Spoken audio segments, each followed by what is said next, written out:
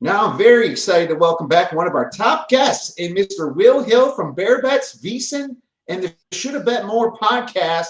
You can follow Will on Twitter at not the Will Hill. Will, man, thanks for coming back on the show during such a crazy week. But baby, there's no baseball that I'm going to talk about. No football. It's all basketball today. How you doing?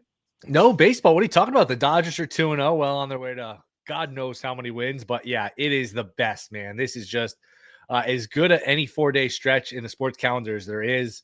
I feel like a kid on Christmas Eve. I don't know if I'll be able to sleep tonight. I won't be able to sleep well. I just can't. I love these days so much. I love this tournament so much. And look, I always appreciate it. But being the 5-year anniversary of COVID, it does kind of remind you, like, man, I remember sitting there that day the tournament was about to start or supposed to start. Sorry, getting choked up talking about it. Looking at the clock saying, man, I should be watching a tournament game right now. We had no sports, nothing to watch, just staring at the ceiling. So got to appreciate it, man. It's really the best.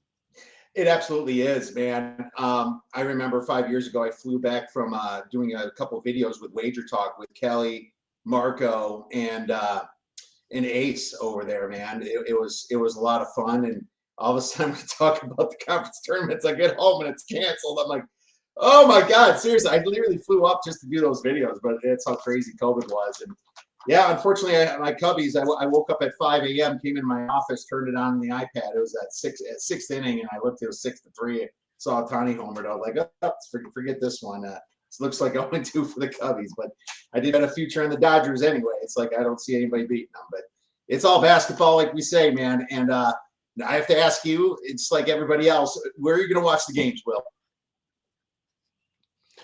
Mostly at home. I might flock to a bar here and there to just, take in the environment, have the TV set up where I don't have to do the flipping and I can just turn my head and just kind of enjoy it, maybe have a beer or two. But for the most part, I'll be home enjoying the games just in the comfort of my own home and, and enjoying them. And yeah, you got to pace yourself too, because if you're one of these people, the games start at noon, I'm going to, have a couple beers at noon or whatever. You might be zonked out by 4 or 5 o'clock. So it's a long day. These tournaments go on the East Coast till after midnight. So I'll be home for most of it, not all of it though. But it's man, it's just the best. Same here. Yeah, I thought you'd get together with Chris or a few of your buddies out there in Connecticut. Maybe catch a beer or two for the first few of them. So my plan is the same, Will, and it's been like this since I quit going to Vegas for it because wife, kids, too busy. Yeah. But I'll tell you this, it's nice to be able to live bet without distractions and watch it all. Plus, we got each other on text and Twitter and all that. So you still feel the community these days and social media of it. And I mean, I no problem with saving money. A 12-pack of beer, $20. 2 beers at the bar, at least $20 with tips. So yeah, it's definitely a way to save some money. And, Good point. And still have fun.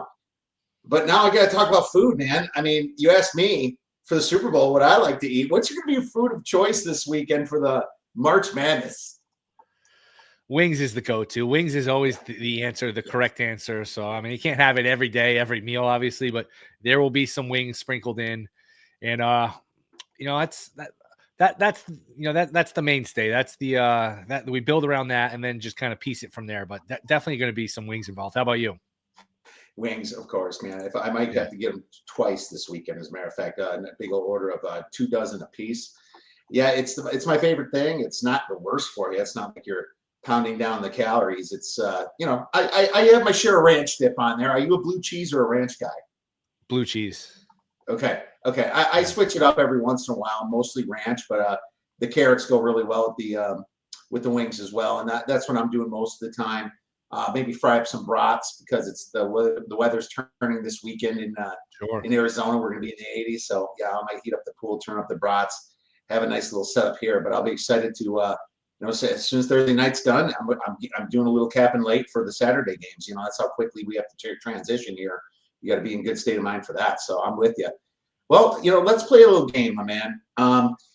There's a lot of noise out there, or there's a lot of good information out there. So there's a lot of trends that I kind of put together from Twitter. I'm going to give some credit to Jared Smith and Kyle Hunter because they tweeted these out. But I want to see if you're buying these trends, if you're selling these trends, and if you're just 50-50 on them. All right. Okay. So let's have a little fun here. And what's up, Philip Conti? Appreciate you chiming in here, dude. Any questions for any of you guys out there that's watching live before the podcast drops? Feel free to drop them in the comments. But let's go with this one. And this is a layup. The Mountain West is 26-53 against the spread in the NCAA tournament since 2020. Bye. I watched San Diego State last night. You don't need to finish the question. I bet San Diego State last night. I watched San Diego State.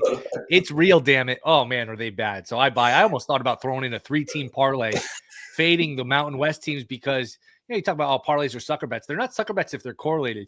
If you're of the belief that the Mountain West is just completely overrated, then you know what?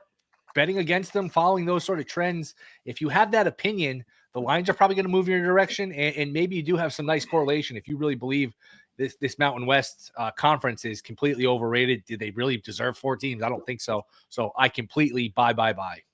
Dude, I'm with you. And if you take out San Diego State with their success over the past 5-10 years, it's way worse even. It's worse than 32%. If you look at just the round of 64, they're 13-33. Let's look in like the 20s. This is just pathetic for the Mountain West. So I'm glad you're buying that one. I'm going to buy that one till my grave, buddy. I'm with you. So how about this one? This is an interesting one. And it's funny. I look back at the Horizon League and I'm like, how the hell are they 25-15 since 2006? And I'm like, how they get more teams in? And I looked, I'm like, yo, that's right. Butler played in the Horizon League. There was a couple of years back then when the Horizon League was getting a few more teams in, but they're 62.5% against the spread since 2006. Are you buying, selling, or 50-50?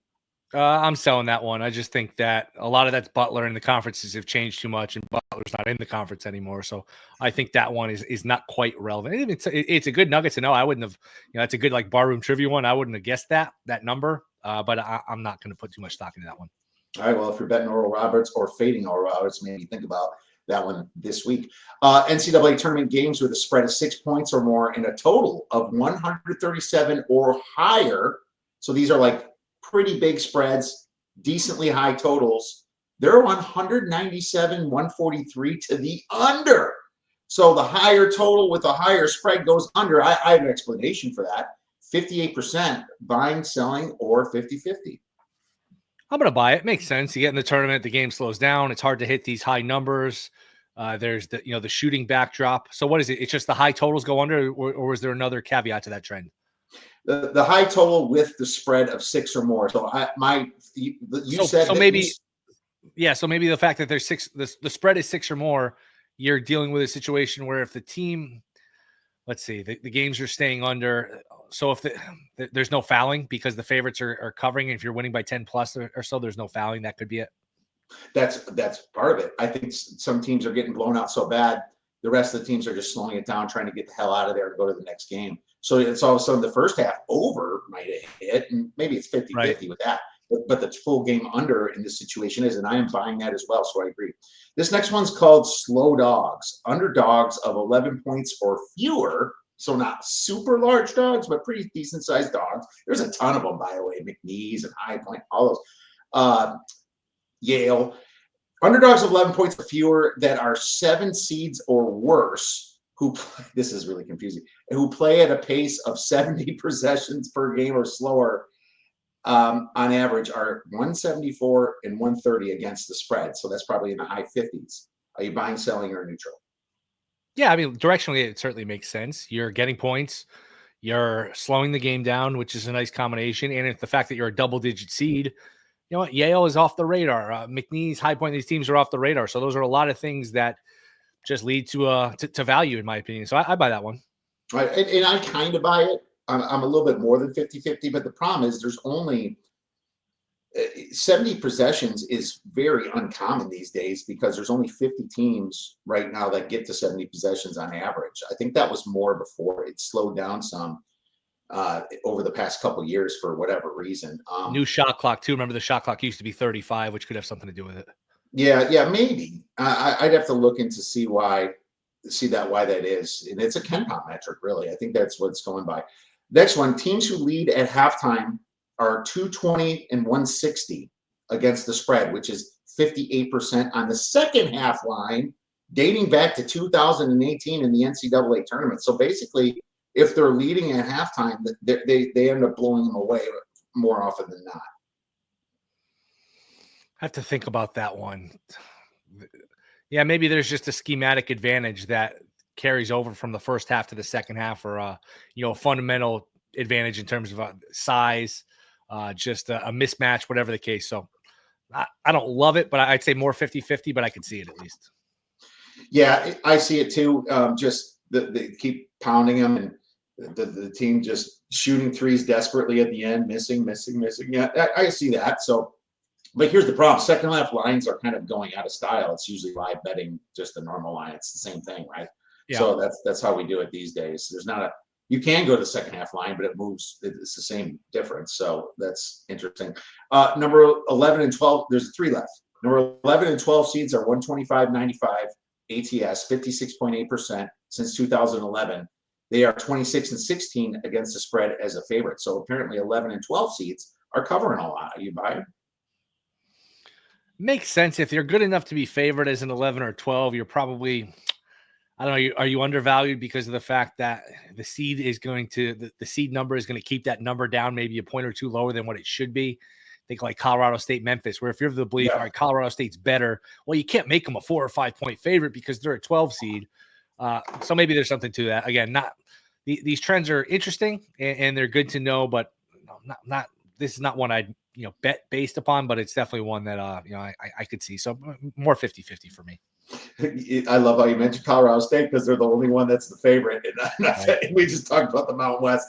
So I'm 50-50 too. I just because of Colorado State being there this year, but there's a couple other 12 seeds that might make some noise, and 11 seeds. First half unders in round of 64. First 4, 117, 95, and 3 since 2017, which is 55%. So first half unders. This was, I believe, from Jared's tweet. So first half unders have been hot, except last year. Are you buying first half unders? Absolutely, with one caveat. The market seems to caught up. It seems, I think 2 years ago, it was just like printing money with the first half unders. And like what happens with these trends, and it's amazing the Missouri Valley was able to overcome this. The market adjusts, and then the value actually becomes the other way. And the Missouri Valley was a weird one where it didn't matter how low you made the number, that didn't get home. But again, directionally, it makes sense. These teams, there's max intensity on defense, strange shooting venues, especially these early start times. They're kind of a crowd, a lifeless crowd, a sluggish start, a sleepy start. And these teams come out a little tight where you're not going to just chuck up threes and everything like you would maybe in a regular season game in January. You're going to be a little more cautious. If you're the third or fourth guy, third or fourth best player in the starting lineup, you're not going to just catch it and shoot it. You're going to maybe be a little tighter and maybe pass it, dribble, that kind of thing. So I certainly could see, directionally how that makes sense. I'm on first half unders already this year, so absolutely I'm buying it. Teams off 20-point loss in round of 64 are 27, 15, and 1 against the spread at 64%. Here's the teams: Kentucky, Troy, Illinois, and Robert Morris. Or sorry, no, Kentucky versus Troy. Kentucky, Illinois, Bama was off, and VCU. I said it wrong. So, all right. So what about this one? What do you think about the 20-point loss then? Makes sense. They're undervalued because the market thinks they're no good because they just got killed, and everyone's max motivating the tournament, but they probably had some harsher practices. They buttoned up some of the things that were causing them issues to get them blown out, and they're a little more focused focused on proving what went wrong the previous time. So I buy that one. All right. So BYU is the one that got blown out, not VCU. BYU, and they lost to Houston by a lot. That's what it was. And Alabama lost a ton to Tennessee or Florida. I think it was Florida. And Illinois got smoked, and so did Kentucky. Yeah, so by Maryland, and then Kentucky got blown out by, I think, Bama. Yeah, I think I'm on this one too. I like this one. I think that there's some reason for some of this. So I'm interested in it. Well, real quick, Phil's got a question. Thoughts on SMU tonight? I'm guessing in the NIT. Did you play that one? I would only look towards the dogs. These teams now. SMU wasn't quite on the bubble, but I wouldn't be. I think SMU's laying a pretty big number, right? Laying 10 to Northern Iowa. I don't have it in front of me. Yes, they are laying a a pretty large amount, 10.5, I think. I'll double check it. I might have changed since I looked this morning. I like Northern Iowa more in this Me one. too. And the reason is because SMU probably thought they'd get in because the ACC doesn't have anybody. They thought, okay, the Canadians going to throw us in, not North Carolina, who was 1-12. But guess what, SMU? It wasn't you. You were never really in contention at SMU. But if I'm one of those kids, I probably thought, hey, maybe they let us in because it's the ACC. You don't want to play on any of those teams that are big 100%. that thought they were in a chance to get in. You want to either play against them or not play it at all. You are absolutely right. They probably do have a offensive rebounded advantage, Phil. It's 9 in the hook. Okay, so 9.5. So I just wonder about the motivation a little bit. And Northern Iowa is a feisty team. They're going to be feisty. They're probably going to come in. They knew they weren't making a tournament. They want to make some noise. So that's why they got eliminated 10 days ago. They've been out for a while, so they've had time to regroup from their heartbreak. SMU hasn't. And SMU, I think, had a chance to beat, was it Clemson in like the quarterfinals where they blew a late lead? So they were, they figure if they beat Clemson, hey, we're right on the doorstep of this thing. So I completely agree with you. And by the way, overs did well last night. I don't think you can go wrong taking overs in this tournament because it's the exact opposite of the NCAA tournament. It's, you know what, we've been playing these stressful games. Now it's the NIT. It's let's shoot early in the clock. Defense, we'll play a little bit, but it's more of a relaxed atmosphere. There's not the intensity. It's the complete opposite of the NCAA tournament. So I think these overs are going to continue to do well. All right. Well, let's hope that these overs do well. And it's a great point. You don't play a lot of defense. You're just loose and trying to showboat yourself maybe for another NIL deal next year, or maybe even if you think you can get in the NBA. So that's a great point, and that's always been a good trend for these lower conference tournaments. All right, so let's talk some upsets, man. Cinderellas, Will. I'm sure you have some for us. Wait, you guys Cinderellas that are going into I call it like a 12-seeder board getting to the Sweet 16 of Cinderella. They don't have to go to the Final Four, but what do you have going on for a Cinderella? I'll just leave with the big one. I'm going to hang my hat on UC San Diego. I know you've liked this team for a while. I went with my Final Four. I went with 3-1 seeds in UC San Diego, the Tritons. I think they match up well against Michigan. I'm not high on this Michigan team. I think they've just gotten lucky in these close games and close wins. They turn the ball over a lot. UC San Diego will turn you over. They are very good defensively. And you're going to hear this a lot. And look, it's a concern. Michigan's got these 7-footers. UC San Diego can't compete with the size. UC San Diego doesn't have big bigs, but position to position, that's a big team. Their shortest guy is 6'4". So they're all 6'4", 6'6", 6'7" guys. It's not like they're small around the board. Their bigs just aren't big, but they play the right way. They're going to have no pressure on them. I think their pressure was maybe UC Irvine when they were down 10. And if they didn't win, they probably weren't making the tournament. They overcame that late Saturday night. They won. They're in the tournament. This is house money. Michigan played 3 games in 3 days. Now has to turn around and play in altitude. I like UC San Diego to win this game. And looking ahead to the bracket, I would not be shocked if they're playing Yale in the round of 32. Yale is one of these teams. They play slow. A&M can't shoot. If Yale can just keep them off the glass, and A&M is relentless on the glass, as we know, but if Yale can just keep them to one and done on that end, who knows? You might have a UC San Diego Yale second round game, and then my pick is in good shape and I got some value. So UC San Diego making a run is my big one. I know you're high on this team. I thought of you when I saw the bracket. I can't stand this Purdue team.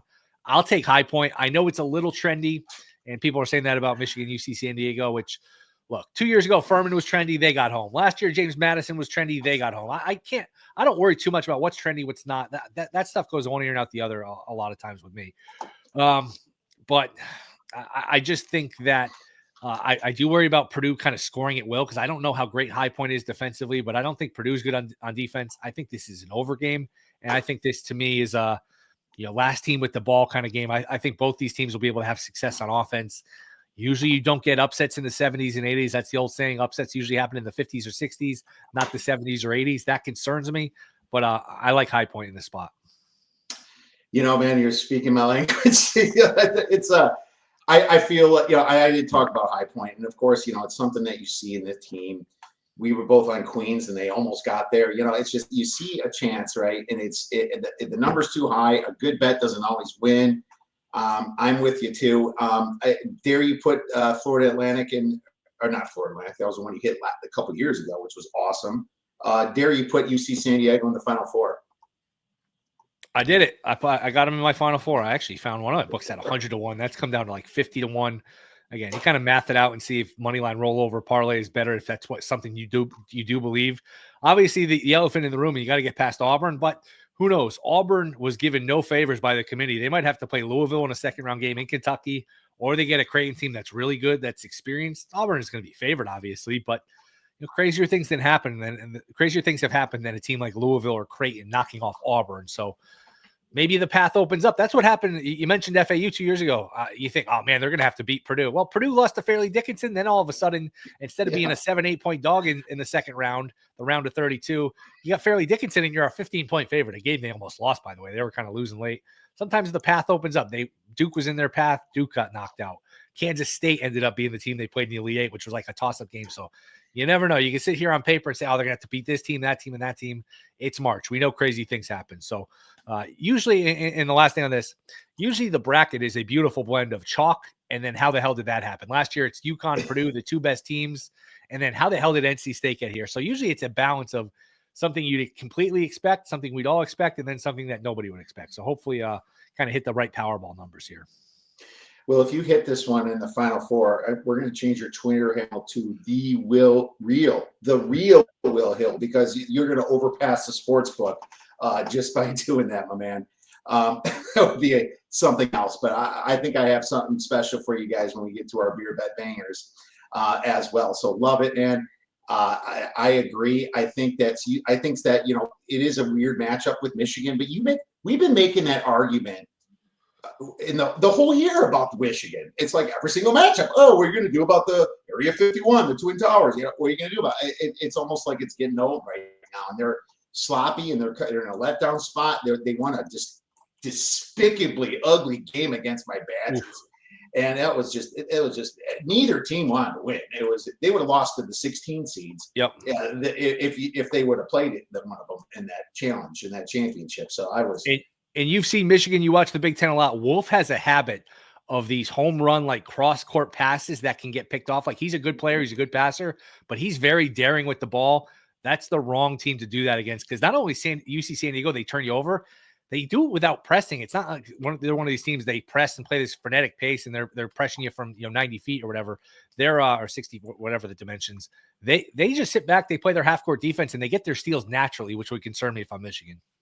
Absolutely. I want to ask you why it's trending, and I'm going to share my screen here. I know this bracket is one of the ones I filled out, so I pulled this up, and you see that so far on CBS Sports, only 21% of people, which shocking me because I thought this would be the 12-5, is picking this. You have to realize there's so many public people that don't listen to sports betting podcasts and don't even really pay attention, and will just pick the 5 here because it's Michigan and they beat Wisconsin. And I underestimated that. I seem to underestimate the public a lot. So is it trendy in that aspect? Hell no. And then I look at the splits, the betting splits. 57% of the tickets are in Michigan, 59% of the money, which is almost split. But that just switched right now too. 58-61.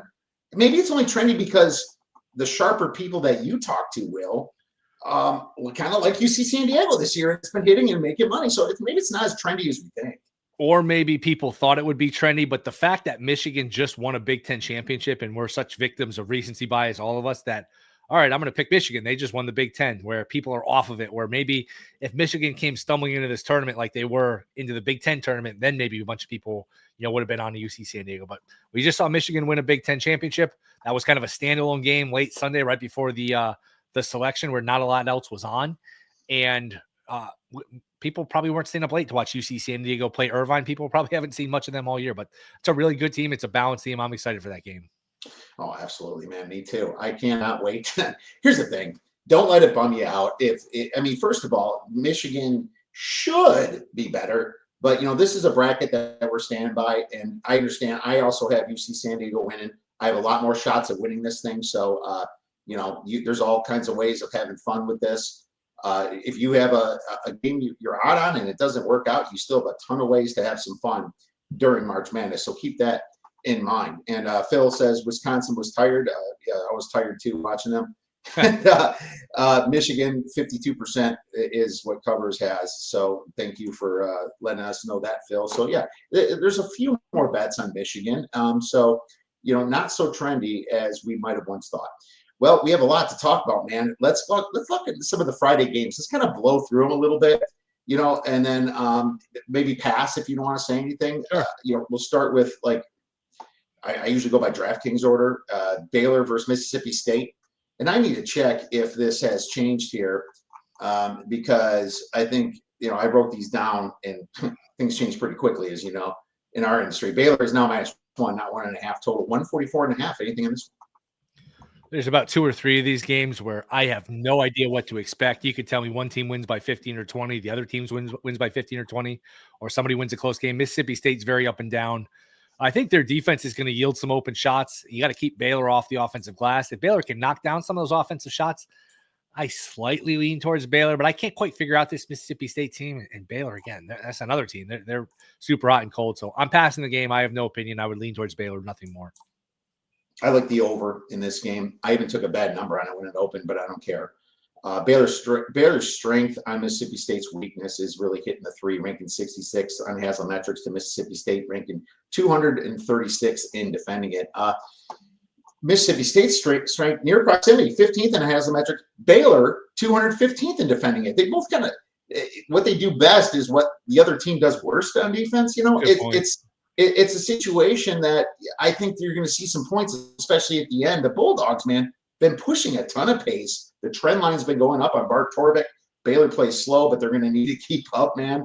Baylor can do it with Edgecombe, and that he's going to be a lottery pick most likely in the NBA, and they got some studs there. So I think the efficient offense here with Baylor and the speed of Mississippi State pushes this over. So I like this one. Robert Morris versus Alabama. Alabama -22.5. Total 165.5. Our trends kind of conflict because Alabama lost by 20. Yet Robert Morris on the Verizon League is actually a very good covering conference. So anything on this one?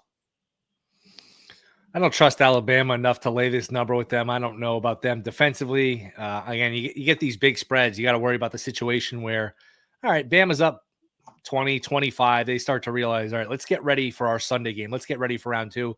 Meanwhile, Robert Morris is just going to play with gas to the foot to the pedal here till the end, no matter what, probably. So that concerns me. It's closer to Robert Morris. I think this game is in Cleveland, so a little bit of a mini home court advantage for Robert Morris. It would be a lean towards Robert Morris. Nothing I'd bet, though. Yeah, you wonder if every single person that graduated from Robert Morris can actually be a bigger crowd than Alabama coming in. This is the second largest total of the weekend. Alabama's fast paced, but they're very, very high variance team. I mean, they're missing, they're hitting. Robert Morris is kind of somewhere in the middle for pace, but there's no reason to BS here. Alabama's got all matchup advantages, but what I like about Robert Morris is they rebound very well.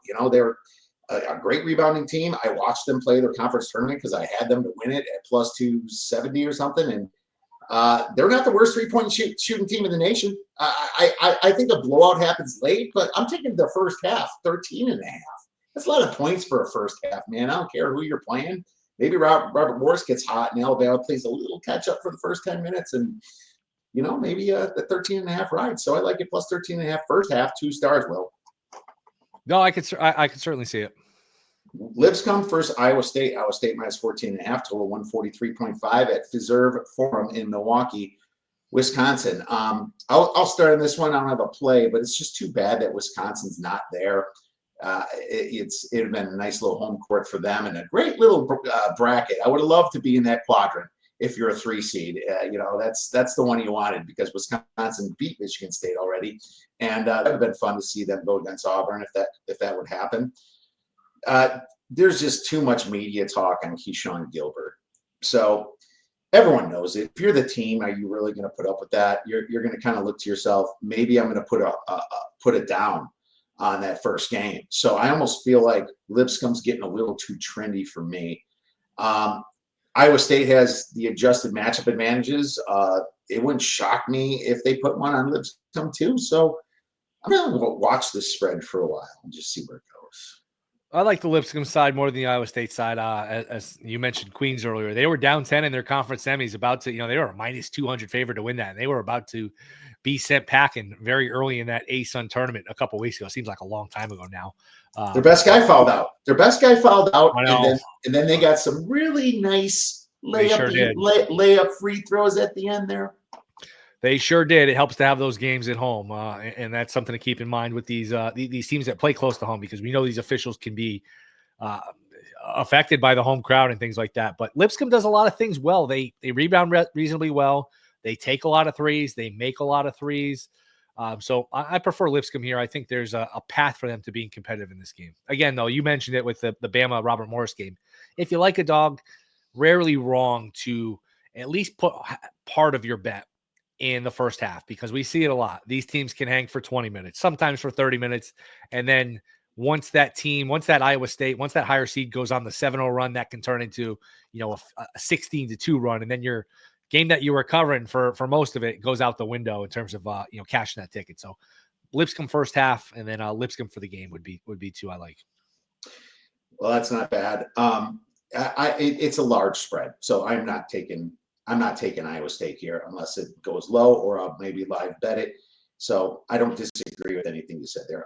Colorado State versus Memphis. Memphis plus 2.5 total, 147.5 at Climate Pledge Arena in Seattle, Washington. Yes, I agree. Gross. Do you have anything to say? Because I don't have much to say, except Memphis is kind of like a poor man's Michigan team. This is a cool game. This is a fun game. It's a fascinating handicap. I do feel like, look, it's a coaching mismatch. Medvedev is much better than Penny, and Penny without his point guard. That being said, Memphis has some good athletes. They tend to play up and down to their competition, so you don't worry about that. It's not like they're going to play down to their competition, or they're not going to be up for this game. This is a tournament game. I'm trying to think of what happened to them last year in the tournament, but 2 years ago, to go back to FAU, they had a very good chance. They were up one with the ball. They got a shaky call go against them, and that could have been them instead of FAU making a run. So maybe they have an axe to grind in terms of that. They've been competitive against Gonzaga in previous years in the tournament. Maybe that was last year. These years all kind of blend together. So I would lean towards Memphis. The coaching advantage scares me, but I do think Memphis is being slept on a little bit. Yeah, maybe so too. And I'm just not touching it because I every reason not to. And it's like one of those you get what you deserve things from our good buddy Chris says that. It's funny, he texts us, he says, I hate you both. I was trying to figure out why, then I realized I'm wearing a Badger hat, you're wearing a North Carolina hat. He must be on the other side of these. So that means you and I have to parlay North Carolina money line with the Badgers and make that plus money. So I think that's just a go-to play for us. I think he meant to send that to somebody else. He would never say that to us. He meant to send it elsewhere. Must have. Vanderbilt versus St. Mary's. St. Mary's minus 4.5 total, 136.5. Rocket Arena in Cleveland, Ohio. 4.5 for St. Mary's. It's interesting to see them against an SEC team. I'll say one thing. I do like this matchup that the committee did. So maybe you have something more than I do on it. I don't love the idea of taking St. Mary's minus the points. I do have St. Mary's going pretty far in this tournament. I just love the math of they get more shots than you because they rebound on offense, they rebound on defense, they don't turn it over. They get extra shots, which is a great way to win games, is when you have extra opportunities, have extra bats at the plate to do damage. I don't love laying points here, but I do think they're just a really sound fundamental team. This has been, I know, doing this podcast, I think it was Sammy P on the Bear Bets podcast. A bunch of us have gone to the well with St. Mary's, where you have them making deep runs in previous years. They can never seem to get past that round of 32. And that would be a fascinating matchup if they do draw Bama next round, just in terms of the style and the contrast. But I'm going to take St. Mary's. I think they win. It's a lean towards taking the points, but nothing I bet. Well, here's what's going to happen. St. Mary's wins. They beat Bama for Wisconsin. Then Wisconsin goes ahead, and then Arizona beats Duke. And then I'm sitting here in the state of Arizona with my Badger hat, and I'm going to get pounded if I go out to the bar and watch that. And then one of them's going to Final Four. There you go. That's definitely going to happen. I just have a lean to the under, man. I'd like, or the first half under. It's kind of low, and these first half unders are a little bit low. And to be honest with you, last year, I took some bad first half lines because I was trying to catch the low, and then it went up before game time. So I'm just going to lean to the under 63.5, 136.5. But the scary thing about St. Mary's, and they'll probably pace Vanderbilt, both teams are pretty efficient, especially St. Mary's. So even though they're playing 60 possession games, they're still getting some shots, man. It's hitting some threes. And maybe after that disgusting performance they had, that Wisconsin-like performance against Gonzaga, hitting 0 threes, Gonzaga only hit 1. Maybe they hit some this game. So it's just a lean for me. Grand Canyon versus Maryland. Maryland's minus 10.5. Total 150.5 at Climate Pledge Arena in Seattle, Washington. You know, I wrote down that Maryland's the most complete team in the Big Ten. Their only weakness is depth. If they get in foul trouble, dude, this is why a live bet for any of these depth teams is so good, because if any of them get in foul trouble, you got to go on the other side. If they're not in foul trouble, you kind of like them, right? And I think there's no better opportunity to live bet a game than this one. And Grand Canyon has no good matchup advantages, but they have performed really well against top 100 opponents this year. GCU ranks 7th in getting to the free throw line. So that's what scares me. If they're going to draw the fouls, Maryland's in trouble. That's my handicaps. We can pretty much move on. Grand Canyon is about as good as anyone at getting to the line. Maryland only plays the 5 guys. Grand Canyon plays too fast to actually have them to actually, for me to be like, oh, they're actually going to win the game. I just, like I said, upsets happen in lower scoring games, and Canyon's pace is fast, but they are good around the rim. They've got a lot of qualities. Obviously won a game last year. I think they cover, but don't win. Norfolk State versus Florida. Florida minus 28.5, total 153.5 at Lenovo Center in Raleigh, North Carolina. The Lenovo Center, I should have said better. Norfolk State's only 190 miles away. Is that enough to outnumber the Gator fans, Will? They could play this game in the quad at Norfolk State, and it wouldn't matter. Florida is going to drill this team. I actually think, what'd you say, 20.5? I actually think that's cheap. Florida, I know they're trendy. They're the flavor of the month or all this. They're really good. They got guards. They've got size. They can shoot. They can defend. Golden's a good coach. I get flashbacks to UConn Stetson, where I don't know if I did on your show last year, or somewhere else, where I was like, man, I know it's 28 or 30 or whatever the line was. It doesn't seem like enough, and UConn ended up winning by 40 something. I know Golden's not necessarily the taskmaster Hurley is, but to me, this has 101 to 59 written all over it. I'm going to actually lay the points here with the Gators. One of the first plays I made was Florida minus 28.5 for 2 stars. So I'm completely with you. I almost like it as much as Tennessee minus 18.5 against Wofford. I talked about that one. But this is too low. Florida's going to go in there and just make sure they don't lose. One more thing with that too. You're going to see the score for this game. It's going to be, 39-17 or something. If you want to set up a middle, you're going to get a better number on Norfolk State live, because Florida's going to jump out to a lead. And if you like Norfolk State, dangerous advice, maybe you overbet Florida a little bit with the idea of, hey, I can come back a little bit on Norfolk State and set up a middle. I don't think that's the worst idea. I really don't. It's a great idea. Dude, when this closes, Florida is going to be 30.5, man. This is going to go up that much. There's no sharp better that thinks that that's going to keep this thing down. Absolutely not. This is just going to keep going up and up and up. And, the problem is like, you don't know when it's enough to mill. Florida, these teams in these big spreads, number 1 seeds, they're going to name what they want to do. Yeah. Are they going to put their second string and third string in with 10 minutes left or 5 minutes left? That they might even be better, especially when it's Duke. It's like they're way better than what they have. So, yeah, you lay the points with these big teams. I would love to see the trend on that too. Let's move on. We're both in agreement on that one. What's the next one on Friday here? I accidentally just shut it down. Troy versus Kentucky. Kentucky minus 11.5 now. This was 10.5 for a while. The total is 151.5. What about this one? Haven't seen a bunch of Troy. Obviously, Kentucky, it's ironic, or it would be ironic if they had another early exit, another early blowout where everything was Calipari and he's no good. All right, let's get Pope in here. And if he were to get upset in the first round, they would lose their minds. I don't know if Troy can score enough to get it done. You probably have more on Troy than I do. It would be a slight lean to the dog, because I don't think this Kentucky team is great, especially defensively, but not a game I'm involved in. I went in thinking I would like Troy, and then I kind of flipped. I didn't bet it. Troy has the defense, not enough to keep up with Kentucky. I thought about betting them, like I said, but Lamont Butler, man. This dude took San Diego State to Final Fours and final games. He's going to lead that locker room. Troy only ranks 222nd in offensive efficiency, man. This could be disgusting in one of those ugly things. You know, funny about Kentucky, when they're not playing Oklahoma, they're playing like highly varying games. They seem to be either blowing people out or getting blown out by the top teams, you know. So Kentucky is good against this, almost like a paper tiger, where they're great against the small teams. And I will stick with I'm going to lean Kentucky here, but man, I really got closer to bet them, but I'm not going to, because maybe I can get a live number too. That's better. So no disagreement there. And this is going to be in Milwaukee. New Mexico versus Marquette. Marquette minus 3.5 total, 153.3 at Rocket Arena in Cleveland. 152.5 is what the total is now. What are your thoughts on this one? Yeah, this is top 3 of games I want nothing to do with. I want nothing to do with this game. I guess when in doubt, take the points. I don't love the Mountain West, though. There's issues I have with this Marquette team. Line looks about right. I don't know. Do you have anything here?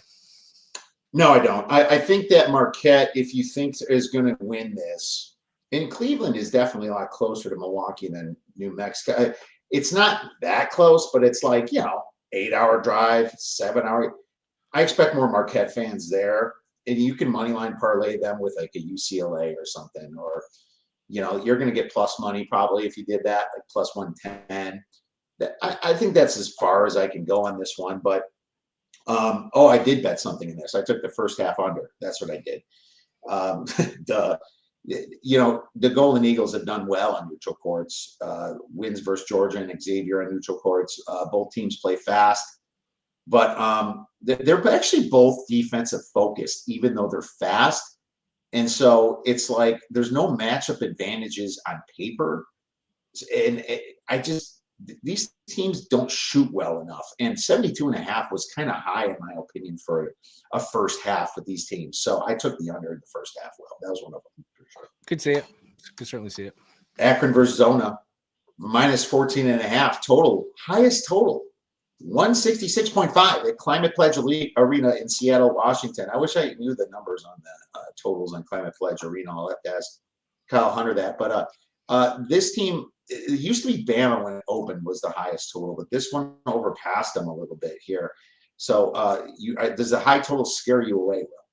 I think the total is high. I don't think it's high enough. Akron wants to do nothing but shoot threes. I think Arizona is going to be just fine and happy with a pace that goes up and down. They're going to have the better athletes. They might score 95, 100. Arizona's going to score a ton of points here, unless I'm just completely reading the game wrong. Akron's going to try to shoot 30-something threes. I think this one goes over, despite the fact that it's a high total. If you notice, at least in conference title week, the really high totals went over. The really low totals stayed under. I don't know if that carries over to anything, but to me, I think we get into the 170s plus here. I like the over. And that's a great point. Sometimes the totals that are high, don't let them scare you. They're high for a reason. And if there's going to be 5-10 second possessions, a ton of them, especially at the end when shit hits the fan, that thing's going to fly over. It's going to be at 150 with 4 minutes left and ends at 190. That happens with these teams all the time. So, it's almost like an Iowa game, right? Remember those Iowa games? They can set a low enough total. It's just the way it is, so don't just shut your eyes, bet it. There's pressure on the over. It's actually minus 115. So it sounds like, maybe sharper people or money is on your side. So that's always good. I took Akron plus 14.5 in this game. Their defense definitely worries me. Only ranking 163rd in efficiency on Haslametrics, but man, they can hit threes, man. And yep. I think Caleb Love is just so inconsistent.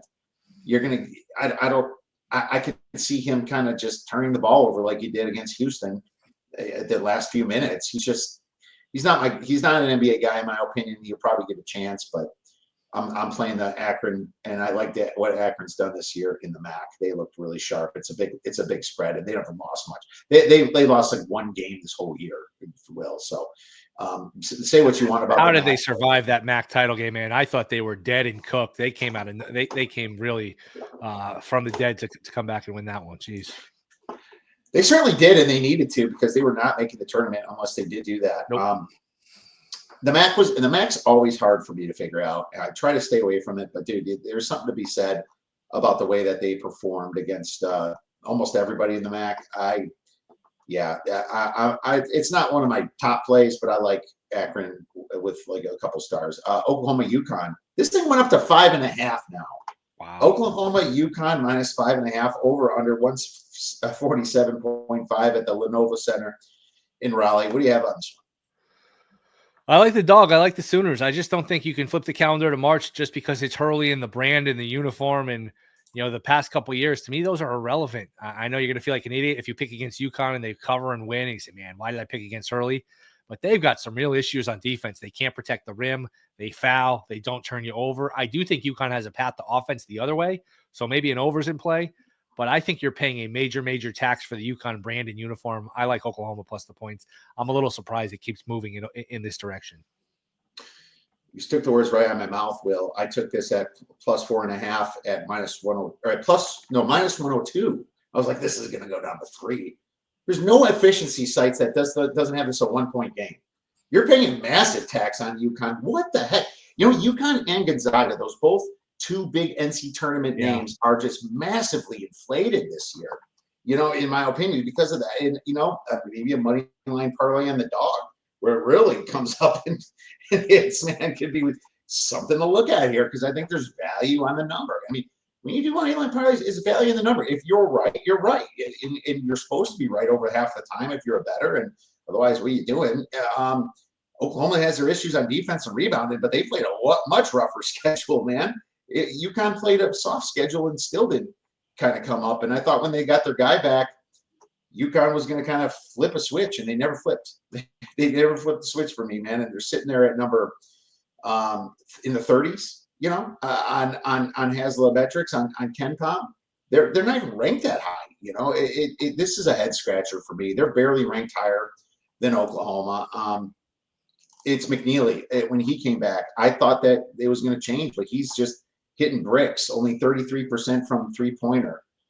They don't guard the perimeter, Will. So me and you are completely eye to eye on this one. I'm shocked the Kep's going up. When that happens, I get pissed and I have to rebet it. Usually, I have to bet it at the higher number. So I do that kind of thing. Brian, remember Oklahoma 13-0 in conference play too. That's something else to keep in mind. The SEC beat them up a little bit, but when they were playing, teams from everywhere else, they were doing very well. Absolutely. Bryant versus Michigan State minus 17.5 for State. Total 152.5. Michigan State shouldn't be a 2 seed, in my opinion. I don't think any Big Ten team should be a 2 seed, but in saying that, they're playing almost at home in Cleveland. Bryant will have no advantages over Michigan State, where they played no top 100 teams in the non-conference. Or when they did do it, they got killed. Bryant didn't stand up at all. Now, obviously, teams are allowed to get better, but neither team shoots any threes, Will. That's the thing about me. I'm like looking at the under here. Neither team shoots threes. It's probably a solid spread at 17.5, but I lean the game under 152.5, and I just might take it. Didn't play it. Don't have much of a feel. Agree with your analysis on Michigan State. Don't love them as a favorite. Not interested in the dog here. So, look, there's what, about 32 of these first round games, and then much more on this weekend. NIT games, sides, totals, props. You don't have to bet every side, every total. So, this is a pass for me. 100%. Liberty versus Oregon. Oregon minus 7.5, total 139.5 at Climate Pledge Arena in Seattle, Washington. Of course, it's on the West Coast because it's the last game of the first round. Give me Liberty or give me death, Will. Who said that again? Patrick Henry. Okay. And the more important person was Patrick Henry. I guess, and I looked this up. I wrote it down, but I even just forgot his name. He did it from the Second Virginia Convention on March 23rd, 1775, before we became a country. So give me Liberty is kind of what I've been thinking. Too bad Oregon's playing close to home was my thought when I saw this. But here's the thing. The line factored it in. The line gave him about 2.5 points for doing that. So I'm like, okay, Liberty's going to have a 3-point advantage, ranking 3rd in adjusted 3-point percent on Haslametrics. That's just with your strength of schedule. And Oregon ranking 45th in defending it. There's an advantage there. Oregon's going to have the advantage down low with Nate Biddle and Brandon Angel. But the Flames, they rank 11th in home road splits. So they play pretty solidly on the road. I like Liberty's chances here, especially to keep it closer than 7.5. But I also wonder where the public's going to go. So I didn't bet it. But I might bet, here's the thing. Is the public going to grab the dog on Liberty, or are they just going to try to chase at the end of the tournament here and make their money back on Oregon? That's a really astute point. These games that tip off late Thursday, late Friday, you got people coming out of work. Oh, I'm going to throw some action on the tournament. Maybe that shades the line towards the favorite and you get an extra half point or your extra juice or whatever with the dog. I agree with you, what you said about Liberty. It'd be Liberty or nothing. I haven't bet it. It does worry me. You mentioned they play close to home. Altman's a good coach. Liberty's offense is a lot of cutting, a lot of motion, a lot of that stuff. I worry the length and the athleticism of Oregon with the bigger athletes, the better athletes can disrupt that. And then maybe Liberty runs out of steam. I think I had them. Boy, I had it was like to close out a parlay. It was the only losing leg of a parlay with some boost. The last time, it might have been the last time they were in the tournament, the Cade Cunningham, Oklahoma State year 2021. Oh, I think they had the lead at the half, and then they just ran out of steam and actually missed the tip at the end to cover. I just worry they run out of steam a little bit. I like Liberty. I don't love Liberty. All right. Well, I like them too. Now, time for some beer bet bangers. And I'm guessing one you have, but I'm going to let you say it. What's your beer bet banger, my man? UC San Diego to make the Final Four, shop around for the best number, but I like the path. I think that A&M is very vulnerable against Yale. I think that this is a toss-up game against Michigan, and I actually think they're going to beat Michigan, and then you know what? Who knows? Maybe Auburn gets picked off. Miracles do happen. I don't love that matchup if they do play Auburn, but it's not like Auburn's played great recently. Again, shop around. I've seen this 50-1, 70-1. There's one book that I'm 100-1. I don't have these in Connecticut, so mostly just looking offshore and, shopping around the different books. But that is going to be my shot in the dark here. The Tritons to go to the Final Four would be something I would greatly, greatly appreciate. 70-1 is where it's at, and I bet it too for beer money, but that's fine. I also bet them to reach the Sweet 16 at plus 390. So if they do that, I made my money back anyway. So why not? I am 100% thinking that there is no stress on them. The stress is on Auburn if they get past Michigan. The stress is on Auburn because they finished like crap and their expectations are through the roof. Yep. The way they lost last year in the first round, that the pressure is on them. And Bruce Pearl has been dropping some big games. Hell, they could lose to Louisville, and he might be playing against Louisville, like you mentioned. But I'm going with High Point, baby. High Point to reach the Sweet 16, 12-1. Or just throw some beer money on that and High Point to reach the Final Four at 250-1. I'm glad they're in the Houston side and not like Duke or Florida, but what the hell, man? Let's have a little fun. Hopefully they can reach the Sweet 16, and this is all gravy at the end. But, you and I both, man, we are both kind of high on UC San Diego and High Point now a little bit. And even I expect it to not happen. That's where I'm going in at it. But I'll have a bracket or two that has these guys in the Final Four, and I like those plays a lot, man. And I'm guessing you got a really good number on the Final Four too. Can't wait. Where is that 70-1, by the way? So, because people have been asking me, and again, for some reason in Connecticut, these are just, they're very stingy with what they allow in terms of futures. The regulations are tough. You can't bet like Big Ten over-under wins. There's a lot of things you can't bet. So where is that 70-1, just so I can refer people?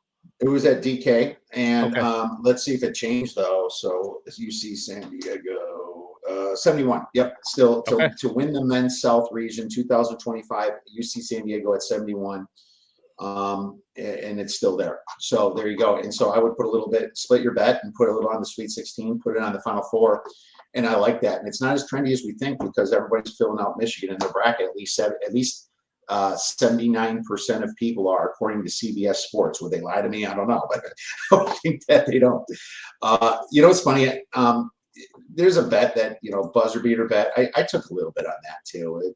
It was only at plus 100, but you got 70 games. And I just feel like these games it's not like these are 70 regular season games. These are 70 tournament games. I did it just a little bit. Last night have counted? Did the playing rounds count? It has to, right?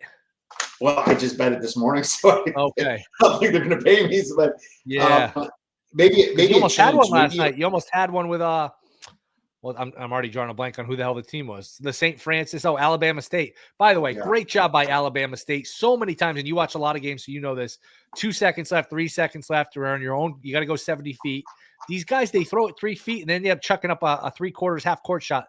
Throw the ball full court. Tell your team, hey, worst comes to worst, you have to get a hand on this ball. Even if you don't catch it, you have to touch it. So they're not inbounding under their own basket, the other team, but throw the ball deep, give yourself a chance to score. Though these 2-3 foot passes, when you have to go 70 feet in 3 seconds, make no sense.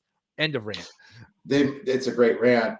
At least half court, 2 dribbles, Then the time past an NBA 3, but so what? Yeah, absolutely. I like the new play. You know what they've been doing, and this is really sharp. Throw the ball right at the half court line and then call timeout on the catch. And then you basically waste no time. And then you can inbound it from half court. And then you're really saving some time. But these 3-4 foot passes are just, they make no sense. They drive me nuts.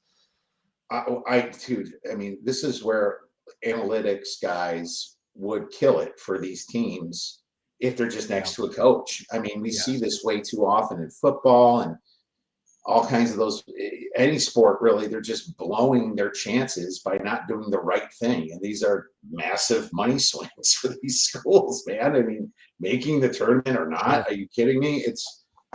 It's a great point and great stuff. But Will, thank you so much for coming on, man. Love your analysis. Me and you are on the same side. So I think my weekend's going to revolve around yours.